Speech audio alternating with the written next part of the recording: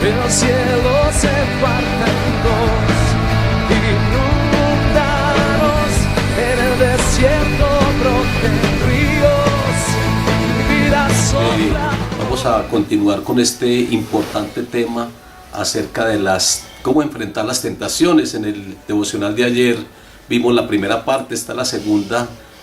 Son temas muy importantes, sobre todo para el cristiano, porque sabemos que somos asediados por el enemigo permanentemente. Como dice primera de Pedro 5:8, sed sobrios y velad, porque vuestro adversario el diablo, como león rugiente, anda buscando a quien devorar. Ese es uno de los trabajos del enemigo. Es que él está pendiente, él no duerme, él no descansa, él está permanentemente viendo a ver quién está abriendo puertas para formar en ellos esclavitudes, para formar en ellos ataduras, para que pierdan la comunión con Dios, como lo hemos dicho, para que pierdan la santidad, para que esa naturaleza nueva adquirida a través de un nuevo nacimiento sea contaminada, para que nos volvamos realmente unos opositores a la palabra de Dios. También dice la palabra en Santiago 1:13, cuando alguno es tentado, no diga que es tentado de parte de Dios, porque Dios no puede ser tentado por el mal, ni Él tienta a nadie. O sea que no debemos de justificarnos, no debemos de decir es que esto viene de parte de Dios, aunque vimos que Dios sí admite que nosotros seamos tentados, y Él aprovecha para que esta tentación sea como una prueba para nosotros, porque eso, la tentación habíamos dicho que trae sus ventajas. Que cuando uno vence la tentación está venciendo al enemigo y uno está adquiriendo más poder. Es un poder adquirido, porque nosotros tenemos poder adquirido y poder delegado. Jesucristo nos delega poder y recibimos poder por medio del Espíritu Santo, pero también adquirimos poder cuando vencemos a Satanás, como lo hizo Jesucristo allá en el desierto, en la tentación que él tuvo. Él lo venció en el plano humano, venció al enemigo y él vino lleno del poder del Espíritu Santo y empezó su ministerio. Entonces también la tentación en ese aspecto pues es como prueba de parte de Dios, también es una ventaja, pero sabemos pues que el tentador es el diablo, que Dios no tienta a nadie, sino que Dios lo toma como una prueba para que, no porque Él no sepa nosotros cómo estemos, sino para que nosotros tomemos conciencia y nos enteremos realmente cómo es que estamos. Vamos a mirar ahora 4 actitudes erradas frente a la tentación. Hay algunas actitudes que las personas toman, que adoptan para justificar el pecado.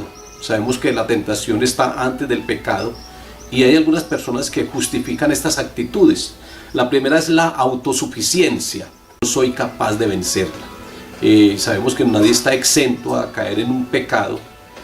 Sabemos que la tentación también pues es una forma del enemigo usar un dardo que él usa permanentemente, pero no debemos de ser autosuficientes. Sabemos que necesitamos también del poder del Espíritu Santo y necesitamos de la ayuda de Dios para no caer en tentaciones.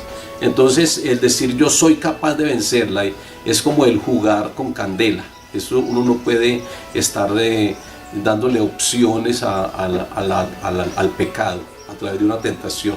Lo segundo es el negativismo o incredulidad. Hay personas que dicen no hay caso, yo no soy capaz de superar esto. Entonces 1 Corintios 10:13 también nos habla acerca, dice que no os ha sobrevenido ninguna tentación que no sea humana, pero fiel es Dios que no nos dejará ser tentados más de lo que podemos resistir. Entonces el negativismo es que no hay caso. Siempre que recibo una tentación caigo en ella. Y dicen que ya no hay caso, pues que no hay forma, que es que la persona se siente muy débil. Entonces eso es otra de las actitudes erradas frente a la tentación. La tercera es la justificación. Oh Señor, es que soy tan débil. Pero recuerden que Filipenses 4:13 dice que todo lo podemos en Cristo que nos fortalece. Es decir, que no hay que decir, es que soy tan débil, Señor, es que siempre estoy cayendo en los mismos errores, siempre estoy cayendo en las mismas faltas, siempre es que estoy cayendo en los mismos pecados. No debemos de justificarnos. Esa es otra de las actitudes erradas. Y la otra es la debilidad. Solamente una vez y nada más. Solamente voy a darle oportunidad, voy a darle entrada a este pecado una vecesita y nada más. Eso es una Eso es la debilidad. Y recuerden que nosotros no podemos permitir siquiera una sola vez, ni una sola vez, porque una sola vez fue lo que hizo Adán. Adán cometió un pecado una sola vez en el Edén, y miren las consecuencias tan tremendas que llegó sobre él. Por una sola vez cayó de la gloria de Dios. Eso mismo le pasó a la mujer de Lot. Una sola vez miró para atrás y se convirtió en esta estatua de sal. O lo que le pasó a Esaú, una sola vez vendió la primogenitura y perdió la posición. O como le ocurrió a Judas Iscariote, una sola vez vendió a Jesucristo y perdió la salvación. Entonces, ni siquiera una sola vez. No debemos decir es que, o pensar en la debilidad, o decir solamente una vez y yo después no vuelvo. Porque les repito, el enemigo toma ventaja allí y eso ya se convierte en una atadura en la persona, el mismo pecado. El acto de rendirse a la tentación debilita la voluntad y refuerza tu falta de autocontrol. El acto de rendirse a la tentación, de caer en la tentación, eso debilita tu voluntad, eso debilita la templanza, eso debilita la fuerza de voluntad que uno tiene. Y nosotros antes debemos de estar siempre con una fuerza de voluntad muy firme. Nosotros no podemos estar tambaleando o estar de pronto fracasando permanentemente, no. Nosotros debemos de tener una voluntad firme y tomar determinaciones, pero es que la fuerza de voluntad en la persona es muy importante. Pero si la persona cede a la tentación, entonces su fuerza de voluntad va a estar bajando de nivel, va a estar debilitándose. Entonces hay que tener autocontrol en cuanto a la tentación. Ahora, ¿cómo vencer la tentación? Primeramente, Mateo 26:41 dice: velad y orad para que no caigas en tentación. Primeramente, velar es vigilar, estar vigilantes ante la tentación, que la tentación no nos coja por sorpresa. Hay que estar vigilantes ante ella. En muchos casos un creyente es derrotado porque se relaja o se despreocupa y no está alerta ante la posibilidad de que puede cometer pecado. Entonces se relajan tanto, se relajan o se despreocupan tanto en cuanto a la tentación que fácilmente caen en ella. Entonces por eso la palabra de Dios nos manda de que hay que estar vigilantes, de que no podemos estar despreocupados o no podemos estar relajados. Entonces, esa es una de las maneras como vencer la tentación, vigilar permanentemente. Lo segundo es orar. Hay que estar orando. Mire que aquí dice velad y orad, como también lo dice en Mateo 6:13. Jesucristo nos dice que cuando oremos al Padre, digamos: Padre nuestro que estás en los cielos. Él dice, está finalizando la oración y dice: no nos dejes caer en tentación, mas líbranos del mal. Es decir, hay que estar orándole al Padre para no caer en tentación, para que el Padre nos libre de caer en tentación y nos libre del mal. Entonces esa es otra de las formas como vencer la tentación. La tercera es que debemos de estar llenos del Espíritu Santo. También es muy importante la llenura. Sabemos que cuando tenemos llenura del Espíritu Santo, pues no hay cabida al pecado y la tentación es muy vencida. Es más, yo digo que cuando uno tiene llenura del Espíritu Santo, yo creo que el área sexual trata de menguar cuando hay llenura del Espíritu Santo. Ya no vamos a tener esas tentaciones tan fuertes, porque el Espíritu Santo nos da dominio propio y el Espíritu Santo con su llenura, con su presencia en nuestra vida, pues no hay cabida para el pecado. Entonces esa es la tercera solución a cómo vencer una tentación: ser llenos del Espíritu Santo. Pablo lo dice en Efesios 5:18: no os embriaguéis con vino, antes bien ser llenos del Espíritu Santo. Entonces hay que estar llenos de él. Y lo cuarto es ser rápido en cuanto al pecado. Usted sabe que el pecado se da a través de un proceso, y ese proceso primeramente llega por la tentación. Entonces hay tentaciones, primeramente empieza a generarse en la mente y hay que estar entonces a través del proceso de las tentaciones para caer en pecado. Hay que cortar antes de ir al acto pecaminoso. En Génesis 3, del 1 al 6, uno ve que el pecado se da a través de un proceso. Primeramente Satanás siembra duda en cuanto a la palabra de Dios. Él le dice a Eva que empieza a sembrarle dudas en cuanto a la palabra, decir que no, que ella no iban a morir, y empiezan a sembrar un poco de dudas. Entonces, lo primero es eso, es que nosotros debemos en ese proceso pecaminoso, nosotros debemos de frenar rápidamente la duda. Lo segundo es que Eva entonces altera la palabra de Dios. Ella dice algo más. Ella dice que no la tocaréis, cuando el Señor no le había hablado acerca de eso. Dios había dicho no comeréis. Ella ya le añade, y eso también es otra dentro de los procesos de caer en pecado, dentro de esos procesos que se van dando con las tentaciones, es uno alterar la palabra de Dios. Lo tercero es que Satanás contradijo a Dios, a la palabra de Dios, y contradijo a Dios, diciendo que no moriría. Entonces, eso es otra de las cosas dentro de los procesos también. Él les abre los ojos y ellos empiezan a conocer el bien y el mal, y los deseos ya empiezan a formarse en ellos, ya empieza a darse un deseo, y ellos ya querían probar, porque ya Satanás había colocado esa inquietud en ellos, y ellos ya querían verificar realmente si lo que el enemigo había dicho era cierto. Entonces, en eso ya empiezan a crearse unos deseos, hasta que finalmente pues llegan al acto y cometen la falta ante el Señor. Ahora, Eva fue la que sucumbió a la tentación, y Eva fue la que también le dio a su esposo. Entonces ella se convierte también en una tentadora, porque ella tienta a su esposo para que, primero ella es tentada por la serpiente antigua, por Satanás, pero después ella se convierte en tentadora, porque ella empieza a decirle a Adán, a su esposo, que coma, así como ella lo había hecho. Entonces él también cae pues en la tentación. Lo más tremendo, lo más delicado de todo esto es que cuando alguien comete un pecado, quiere llevar a otros a cometer el mismo pecado. Por ejemplo, un borracho quiere que muchas personas sean borrachas como él y invitan a tomar licor. O un drogadicto, quieren que muchos sean drogadictos como él y están incitando a otros para que consuman droga. O una persona que tenga algún problema en el área sexual, está invitando a otros para que caigan en el mismo pecado. Eso es lo tremendo, y eso es lo que le ocurrió aquí a Eva.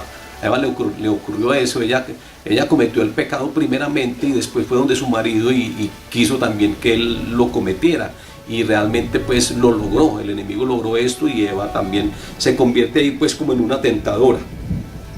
El versículo 11 dice que cuando Dios les confrontó, hubo una justificación de parte de cada uno. Primero el Señor confronta a Adán, y Adán le dice: la mujer que me diste, ella me dio de comer. Entonces él se justificó con su esposa. Le pregunta a Eva, la esposa de Adán, le pregunta a Eva que por qué lo había hecho, y ella también se justifica: es que la serpiente me dio y yo comí.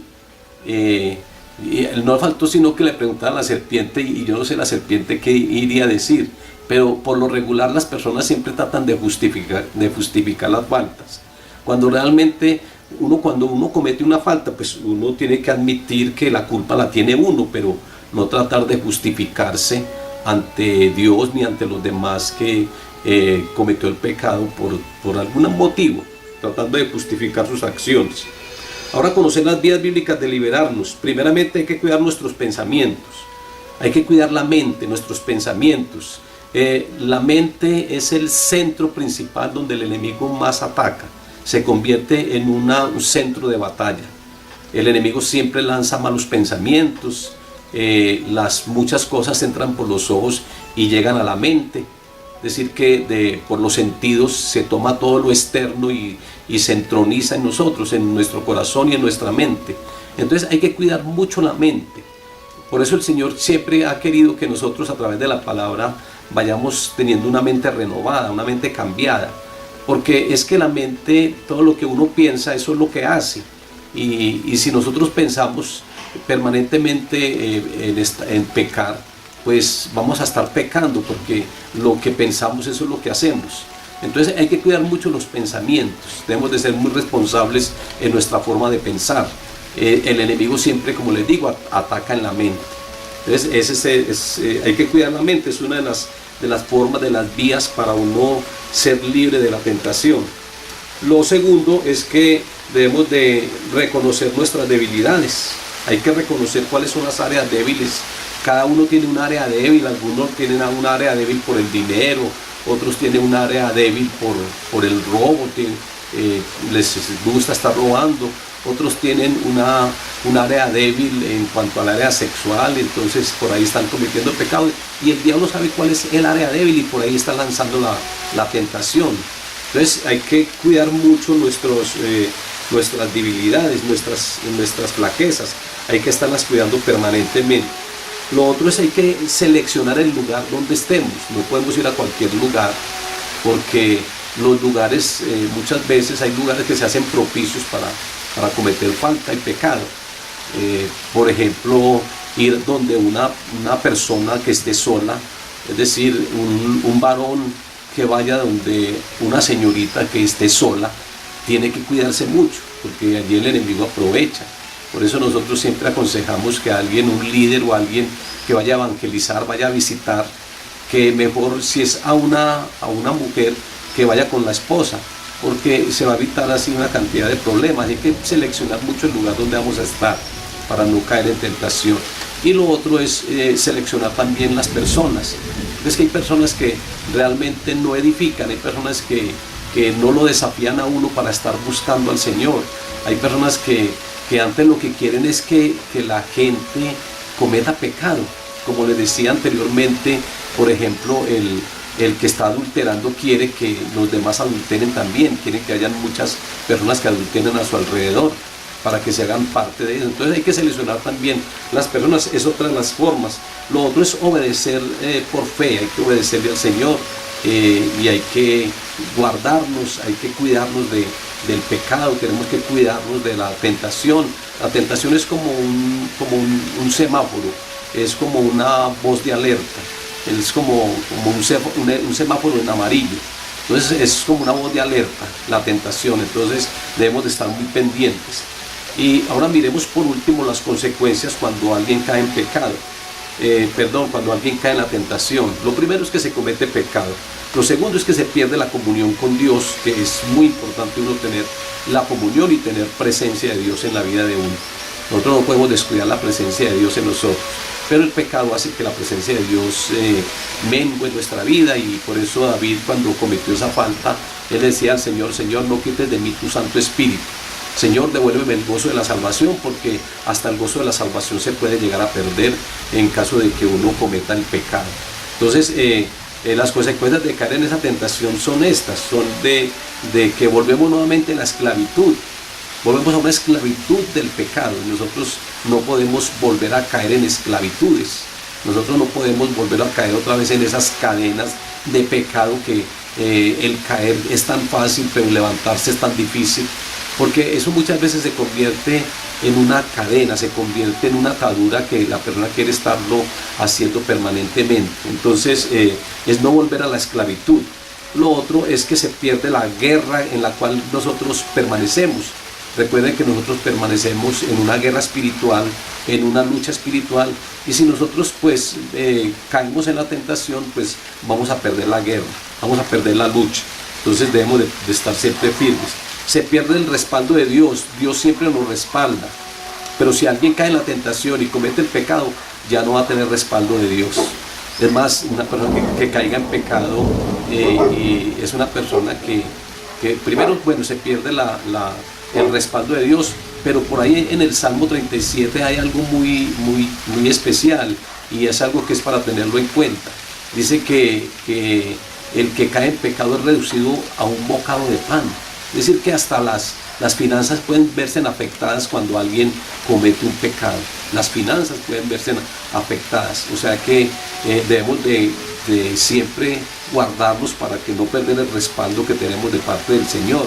Ahora se pierde tanta confianza y seguridad, porque cuando alguien cae en pecado como que se siente inseguro y ya no siente como la protección de Dios.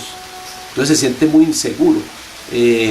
Por eso en el Salmo 91 habla acerca de esa seguridad. Pero para aquellos que habitan bajo el abrigo del Altísimo, aquellos que moran bajo la sombra del Omnipotente, aquellos que viven en santidad, aquellos que no caen fácilmente en la tentación, esos dice que no tendrán temor ni a terror nocturno, y hay una cantidad de beneficios para los que permanecen pues bajo la cobertura de Dios. No podemos perder el respaldo de Dios. Y lo último, perdón, es que se está desobedeciendo a la palabra de Dios cuando alguien cae en la tentación. Se está desobedeciendo a la palabra de Dios. Se está transgrediendo el mandamiento de Dios. Estamos infringiendo la palabra de Dios. Y esto es también muy delicado. Así que yo creo que no se justifica que nosotros cometamos pecados o que nosotros caigamos en tentaciones. Cuando recibas tentación, tú tienes que permanecer siempre firme. Cuando recibas tentación, no debes de sucumbir ante esa tentación. Debes de estar siempre muy firme con el Señor. Debemos buscar a Cristo permanentemente y llenarnos de Él, y así resistir toda tentación. Jesucristo es quien nos ayuda a vencer toda tentación. Recuerde que Él venció a Satanás, a la carne y al mundo. Él fue tentado en todo, pero Él venció, y a través de Cristo nosotros nos fortalecemos también. O sea que hay que estar vigilantes, obedeciendo la palabra, y que solo en Jesús nosotros obtenemos la victoria. Tenemos una victoria segura a través de Cristo Jesús. Entonces yo les invito para que tengamos estos puntos muy presentes y que seamos personas que estemos agradando a Dios de una manera permanente. Padre, yo te doy gracias, Dios soberano. Yo te doy gracias, Señor, por la vida de tu pueblo, la vida de tus hijos. Yo te doy gracias, Dios soberano, porque tú eres la solución a nuestros problemas, porque tú eres la solución, Señor, a cualquier dificultad, porque tú nos mantienes firmes, tú nos mantienes seguros. Padre, yo te ruego, Señor, por todos los que están conectados conmigo en este momento, en este devocional, para que si, Señor, algunos tienen alguna dificultad, tú les fortalezcas, tú les ayudes, Dios soberano, Dios maravilloso, Dios poderoso. Padre, muchas gracias, Señor, por ser como eres, y gracias por ayudarnos en el nombre de Jesús. Amén y amén.